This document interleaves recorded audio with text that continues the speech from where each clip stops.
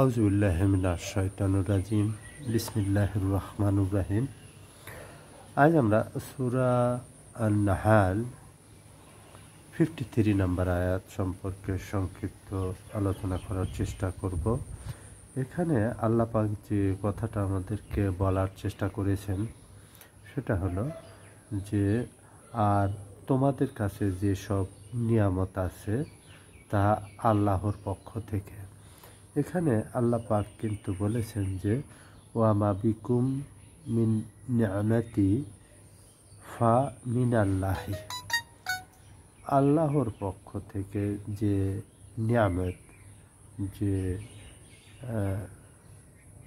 নিয়ামত শব্দের অর্থ কিন্তু অনুগ্রহ, যে অনুগ্রহ এসেছে, এবং আল্লাহর অনুগ্রহ কিন্তু গুণে শেষ করা যাবে না।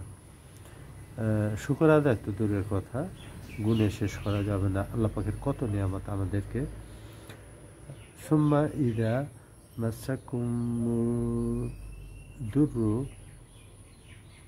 কুমুদ্দুরু ফা ইলাহি তাকআরুন।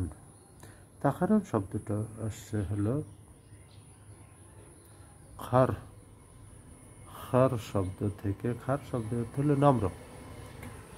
আল্লাহ পাকের যে নিয়ামতগুলি, এগুলি কিন্তু আমরা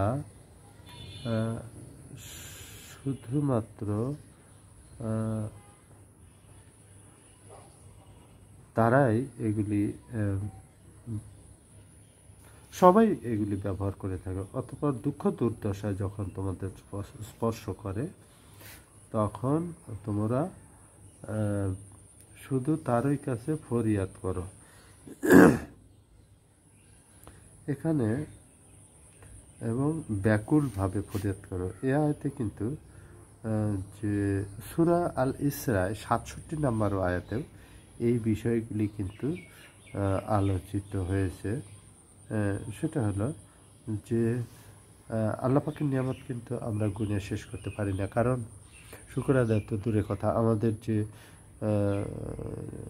খাবারগুলি দিয়েছেন, আমাদের যে চোখ দিয়েছেন, আমাদের কান, আমাদের হৃদয়, এবং আমাদের সর্বোপরি বলার যে ক্যাপাবিলিটি দিয়েছেন, এগুলি কিন্তু আমরা ইচ্ছা করলে এগুলি অস্বীকার করতে পারি না।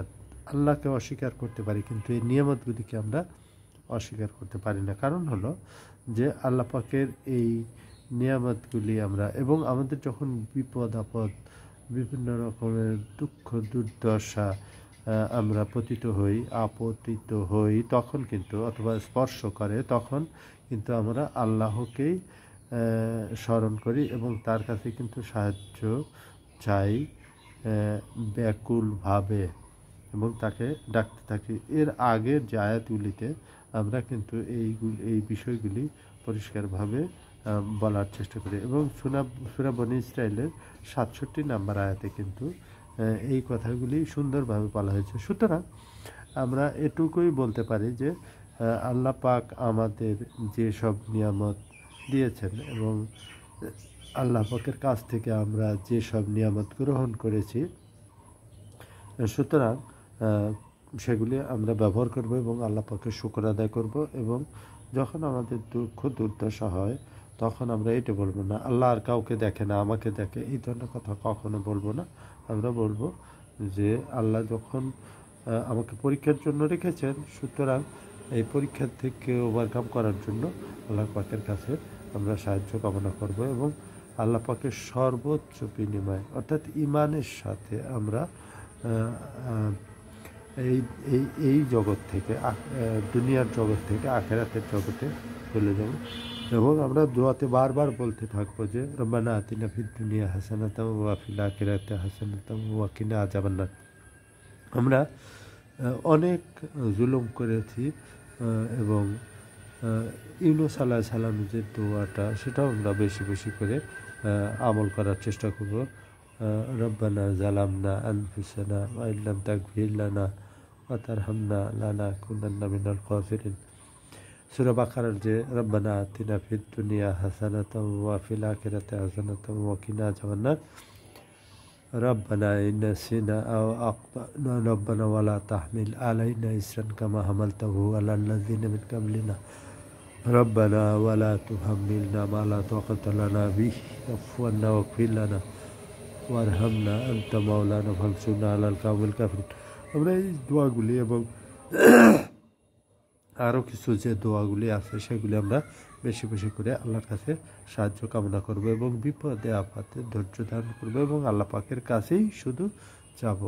আমরা ইয়া আলী মাদত, ইয়া আব্দুল কাদের জিলানী মাদত, এইসব বিষয় থেকে আমরা দূরে থাকবো। ওমা আলাইনা ইল্লাল বালাগ। জাযাকাল্লাহু খাইরান ওয়া আহসানুল জাযা।